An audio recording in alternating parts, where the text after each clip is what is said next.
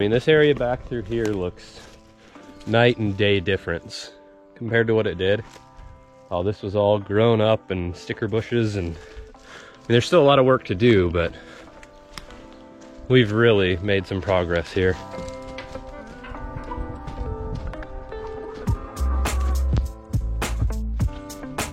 Hey friends, welcome back to the channel. Thanks for tuning in today. I'm gonna do a lot of talking in this video, so I'm just gonna give you the heads up right now. If you don't want to listen to me talk about what I'm doing and why I'm doing it, no hard feelings, that's cool. I'm gonna do my best to edit it down and make it as short as possible, but I feel like I have a lot to say about what I'm doing and why I'm doing it, and I'd like to talk about it. So, let's do it.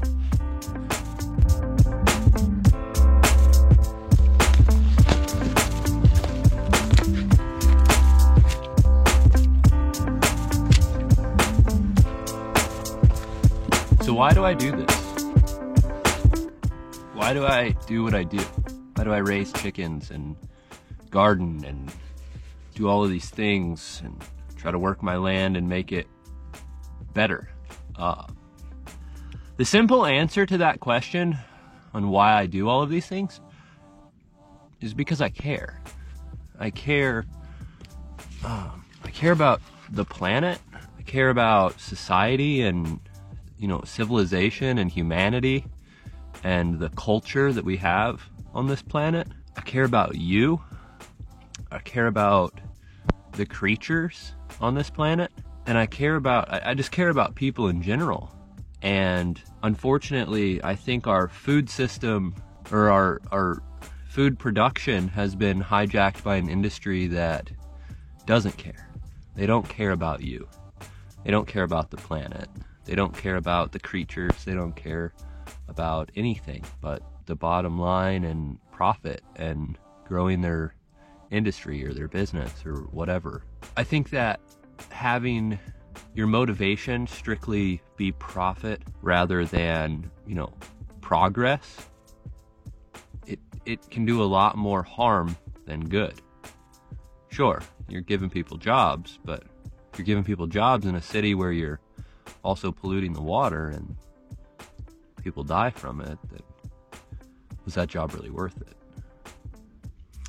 I do a lot of thinking about that sort of thing, and I've done a lot of talking as well, but I don't see a whole lot of people doing anything. It just seems like there's way more talking than there is actually doing. So that's why I do what I do, because it gives me purpose. It keeps me in shape, it keeps me healthy. I'm out in nature every day. I'm able to structure my lifestyle in a way that I can do this. And fortunately, my grandparents gave me this land. And I think it would be a dishonor to this land for me to let it just sit here and not do anything with it. So I'm gonna do my best to get this land back in order and start making some systems, some sustainable systems that I can model and create both sustainability and success. I think it would go over well. I think people would appreciate clean food, and I just want to provide something that doesn't currently exist on the market.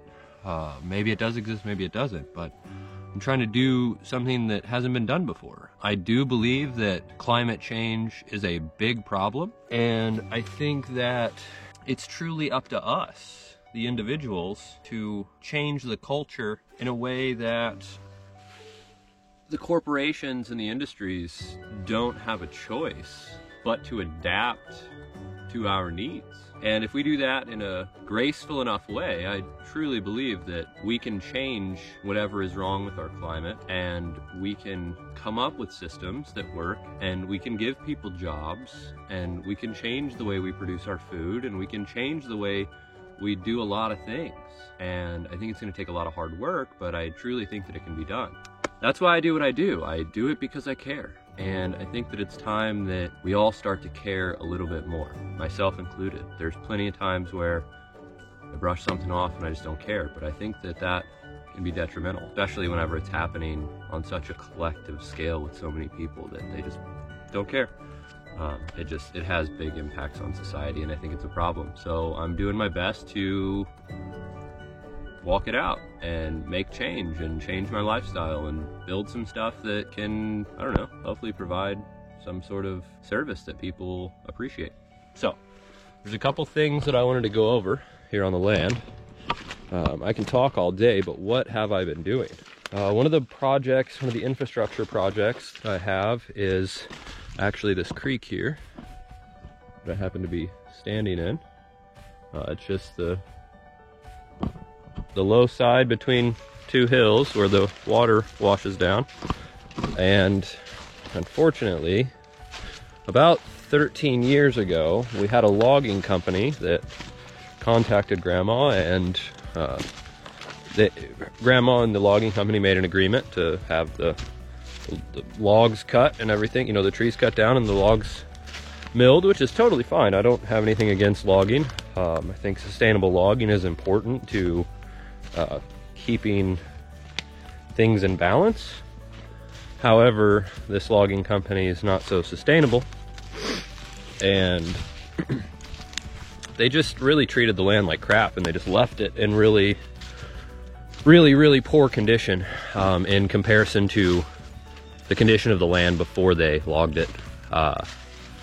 So this isn't a video to bash logging companies. It's not, you know, like I said, I support logging, and I'm sure there's probably a lot of loggers out there that do the right thing, and you know, they do their best to make good business decisions and still be ethical, and you know, but that's, like I said, I'm not here to bash loggers.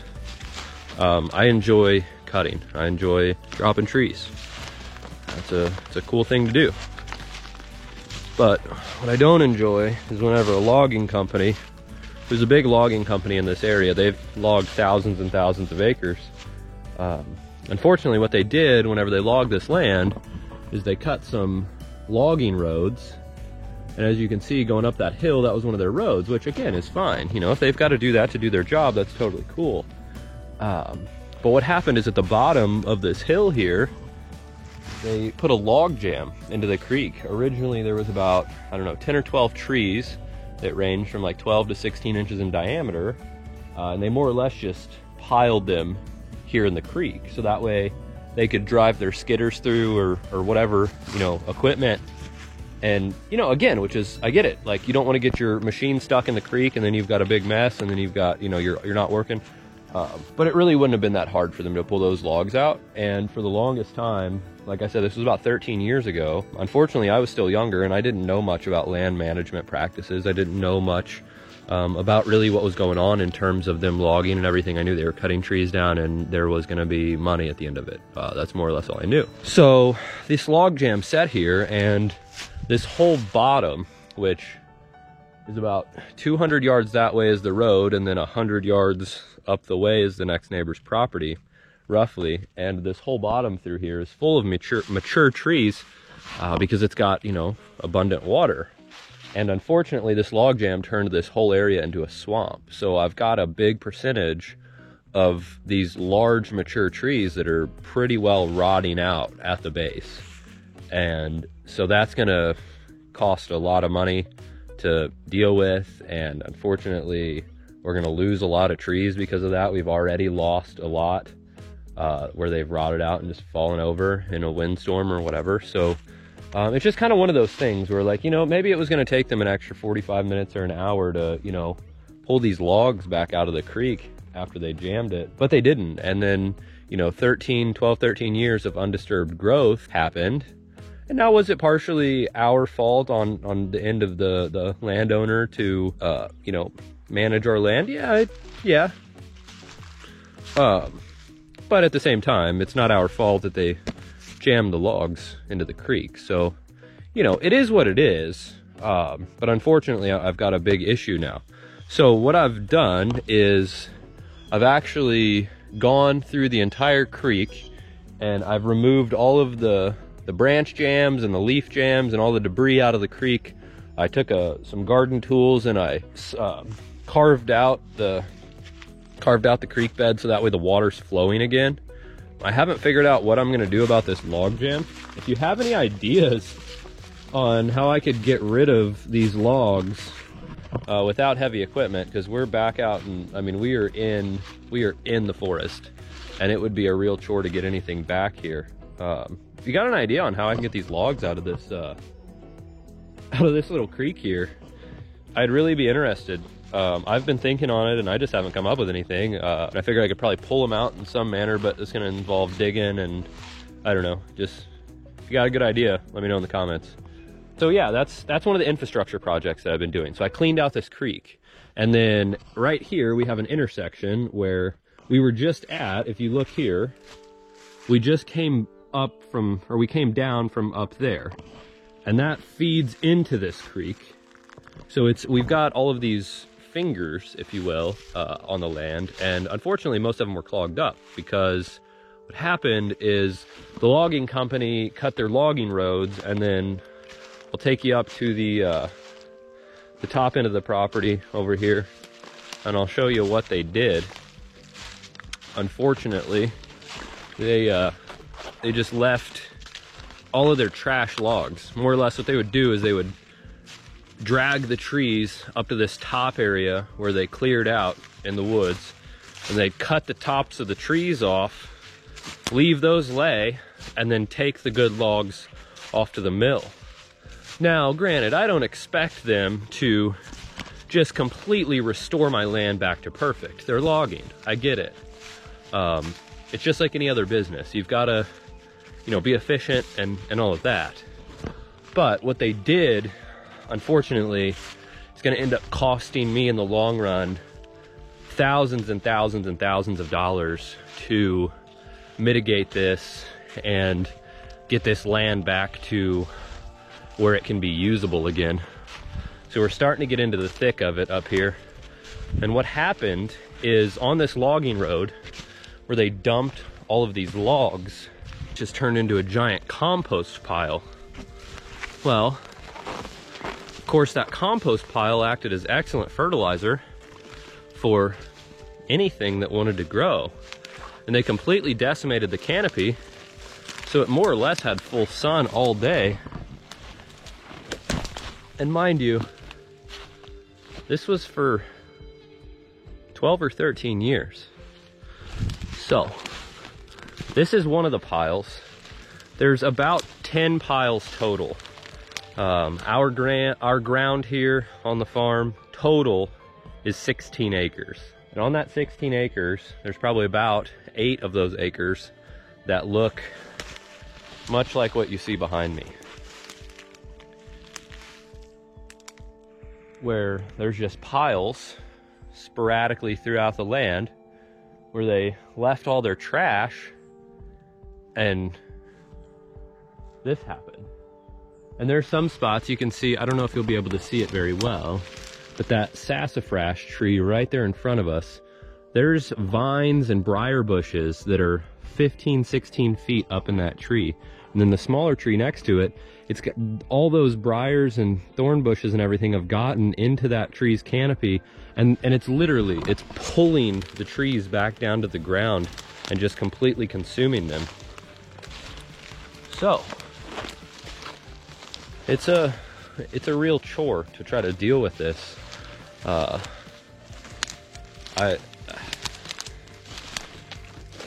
don't know what to do other than what I know how to do, which is prescribed fire. I mean, I'm no prescribed fire expert, but I've been around the block a few times and I've got some tips and tricks up my sleeve when it comes to burning. But yeah, as you can see, I mean, this whole area is just completely consumed with this underbrush and all of these briars. And I mean, these things are gnarly.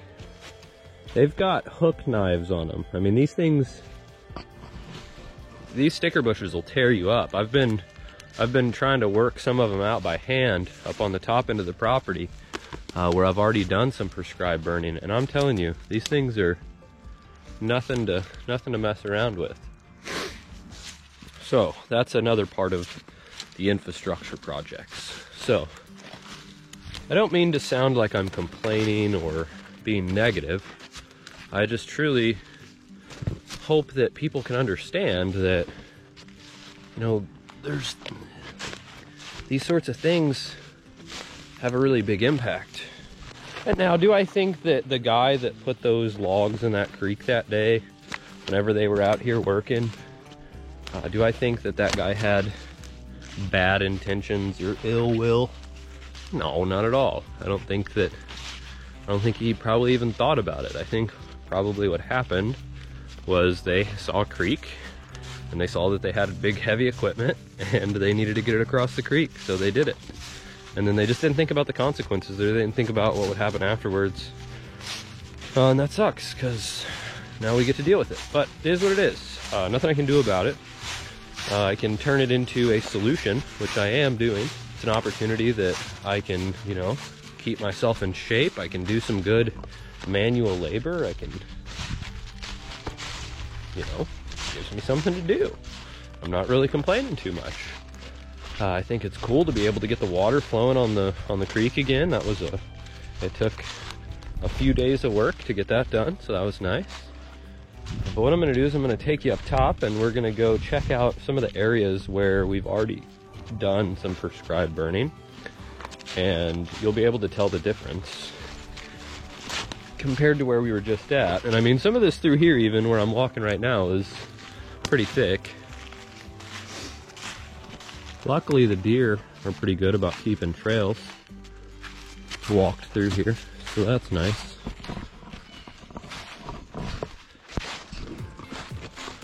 Shout out to Bambi for keeping the trails maintained. Doing good work out here. Been waiting for some drier weather so that way we can do another prescribed burn, because I've got some fire line cut and got a big chunk that I can burn that's got fire line all the way around it, so it should be a pretty easy project, really.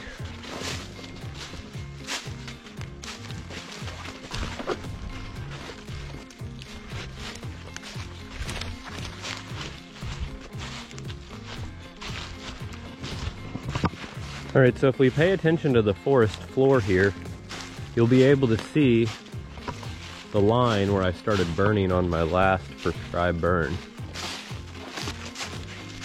This is the area where we started the burn last time. This direction here, it goes uphill, so the fire was able to creep up the hill and it worked out really well. So yeah, you can see a little bit of the difference here. I mean, obviously it's more cleared out, easier to walk through. You're not getting caught up in the briars and everything. You can see here I've been cutting trails. So these are trails both for walking and then also for fire breaks. So whenever I do prescribed burns, I have areas where I know the fire's not going to go past, or at least it's a lot easier to stop it if it gets close to that area. So let's go check out the chickens. We'll have to find them, but I think that won't be too much of a chore. Yeah, I mean, this area back through here looks night and day difference compared to what it did. Oh, this was all grown up and sticker bushes, and I mean, there's still a lot of work to do, but we've really made some progress here. Oh, hey, look, there's the chickens. Found them.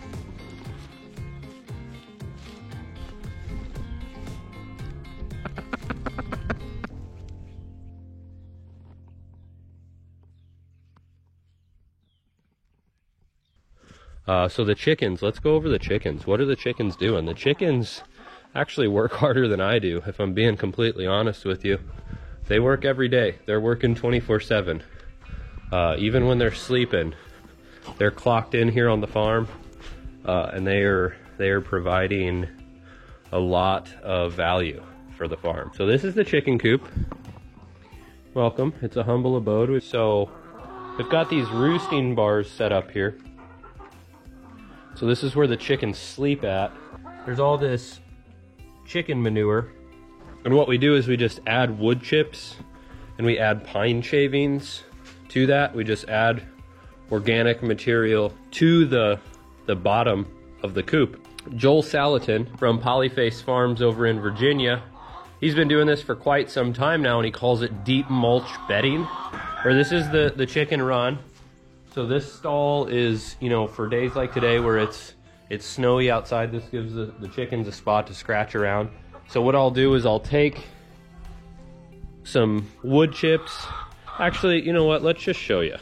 Okay, so what I'll do is I'll get the chickens to start turning this wood chip pile before I even put it into the chicken coop. And then I'll put some of that into the chicken coop and they'll turn it again. And then I'll take out of the chicken coop the pine shavings, manure, and wood chips, and I'll put them into the stall that is the chicken run. And then they'll continue to turn it.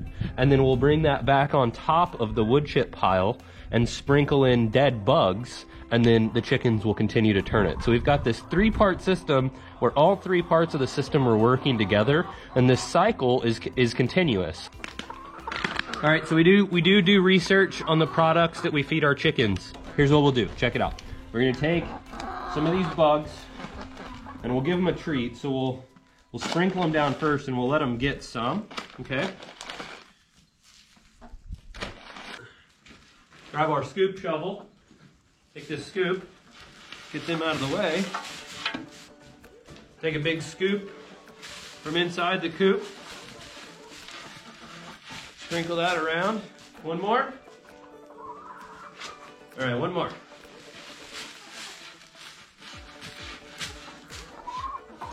Okay.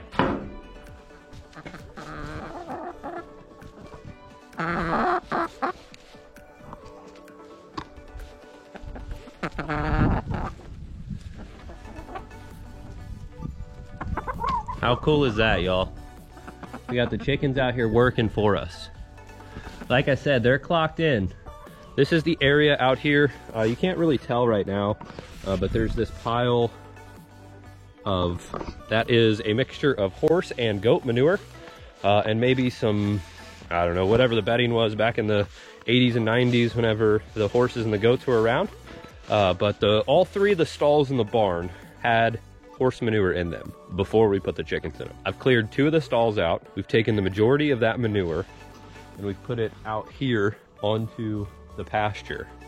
And that area behind me here is going to have 10,000 square foot of garden space this coming spring. I think it's going to be pretty sweet to have 10,000 square foot of garden because we are going to have so much excess that we're not going to know what to do with it. And I think it's going to be kind of a cool adventure and a cool challenge to not only learn about how to preserve some of this food, but also network with people locally and find ways that we can use this resource as a way for good. So that's the plan. We've got a well here on the ground, so let me take you to the well. Here we are at the spring. This is a well that is fed by a underground river. This well has been wet for over 100 years. It's about 3 feet deep, maybe. Let's see, let me find a stick. Okay. All right. So yeah, about 3 feet. Where actually the well used to be much deeper than just 3 feet. And I believe it was actually walled off back in the probably 1800s when the well was put in. So I don't know when it was walled off or anything. So we need to dig it out and get that silt out of the bottom. And I'm not sure if we're gonna wall it off or if we're gonna just put a pump in the bottom of it. I don't know. If you have experience with wells, please let me know in the comments. If you've taken the time to watch this far, if you know anything about wells, or if you're familiar with how what kind of process I could use to take care of this and get it operational, I would love to know. That'd be really awesome. I've done a little bit of research online, but unfortunately I haven't been able to find a whole lot. That's kind of where I'm at with that. So that's the well. That'll be one of our big infrastructure projects. So long term, the plan with the well is going to be to run irrigation to the gardens and run water lines to the barn, so that way we can water animals and all of that. So that'll be another part of that infrastructure project, or the future infrastructure projects, is going to be running water lines. We'll obviously have to figure out a way to pump the well water out. I'm going to have to get the water tested. We're going to have to figure out whether or not it needs to be filtered, and then we're going to have to come up with some sort of storage. And then I plan on probably collecting rainwater in some fashion or another, and we can use the well as secondary. But it'd be great if we could turn that into drinking water as well, because then we would have free water, because the water around here is not priced very well. So yeah, that's a little bit about the the projects that we've got going on. Seed is cheap, y'all, and if you just take the time to plant your own seeds, I'm telling you what, it's not that bad. So, gardens, chickens, land management, firewood. Okay, that's the basics right now. Why am I doing this? Because I care about you, and I care about the planet, and I care about the creatures on the planet, and I think that it is important that we care. I know I talk a lot, but people want to know. People have asked me why I'm doing what I'm doing, and I just wanted to give a genuine answer. And it's one of those things where you can't just say because money, or because I want to make money, or whatever cliche answer you come up with. I've got a lot of thought behind why I'm doing what I'm doing. I've got one life. I'm here to live it, and I don't want to spend my entire life working for some company or some organization that's going to treat me like a number and not care about my well-being, and at the end of the day replace me if I don't show up or whatever, where I don't have any value or purpose and other than a paycheck. I can bite the bullet and make some sacrifices and change my lifestyle and struggle while I'm young, and hopefully that gamble will pay off in the future. So that's my plan. Some people think I'm crazy. I don't really care what some people think. If you have watched this far, thank you very much. I truly appreciate you. My friends that have been encouraging me, everyone that has been encouraging me, thank you so much. I could not do this without you. You guys are making it worthwhile. You're making the grind worth it. This whole video making thing is not quite as easy as I thought it would be, if I'm being honest. Editing videos, I give it to video editors and people that filmmakers and producers, and it's not easy work. It's a lot to learn, but it's really fun too. It's an art form in its own, and I really enjoy it. So if you've watched this far, thank you so much. Thank you. Please like the video, subscribe below. I've got a lot of opportunities for you guys to get engaged coming in this year and the next years to come. So we will see you on the next video. Please be safe.